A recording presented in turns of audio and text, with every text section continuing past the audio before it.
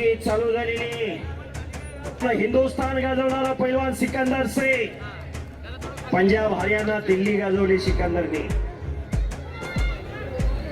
खऱ्या अर्थानं आताच कुस्तीच्या कथा आणि व्यथा अण्णांनी सांगितल्या. पण एखादा पैलवान घडत असताना एखाद्या पिक्चर मधला हिरो सगळ्यांना दिसतो पडद्यासमोर, पण डायरेक्टर कोणाला दिसत नाही. डायरेक्टरची भूमिका म्हणजे वस्तादाची भूमिका असते. पैलवान घडत असताना वस्तादाचं फार मोठं योगदान असतं. वस्तादाचा लय मार खावा लागतो.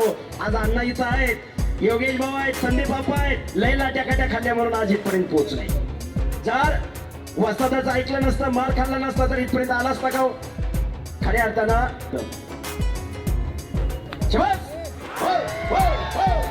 आणि सिकंदर आक्रमण हो काही घडू शकतं. शाबास हो हो हो हो चकार गर गर गर आणि कब्जा घेतलेला आहे सिकंदरने.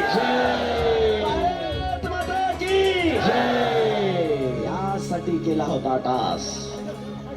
बरेचसे ठाकूर साहेब तिकीट लावलं नाही पण पैसे फिटले बरं का. खऱ्या अर्थानं सहजासहजी हे कोणालाही शक्य होत नाही. आणि अण्णांनी सांगितलं या रायगड भागामध्ये खऱ्या अर्थानं कुस्तीचा एवढा मोठा खऱ्या अर्थानं परिसेठ ठाकूर साहेबांना त्यांच्यावर अध्यक्षपदाची धुरा ठेवली, धुरा सोपवली आणि कुस्तीसाठी व्यासपीठ निर्माण केलं. खऱ्या अर्थानं सिकंदर पैलवानने कब्जा घेतला. बंटीचा